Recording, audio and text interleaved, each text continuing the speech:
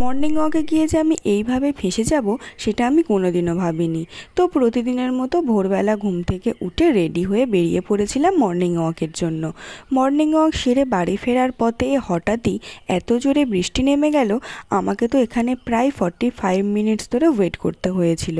বৃষ্টি তো আর থামছিল না, পর্যন্ত আমাকে ভিজে ভিজেই বাড়িতে আসতে হয়েছিল।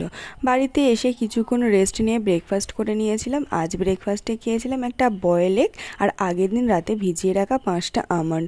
বলতে পারো আমি আজ একটা ফাটা ইটেনের ডে ভিডিওই তোমাদের সাথে শেয়ার করছি, কারণ আমি খাওয়া দাওয়া ছাড়া তেমন কিছুই ভিডিও করিনি। তো লাঞ্চে ছিল ভাত, নিম বেগুন ভাজা আর ভেন্ডি আলু আর মাছের ডিম দিয়ে একটা তরকারি, মাছের ঝাল আর আমের চাটনি। আর বিকালবেলা তো খেয়েছিলাম ঠান্ডা ঠান্ডা তরমুজ। আমার এইরকমভাবে তরমুজ কেটে দিলে না খেতে ভীষণ ভালো লাগে।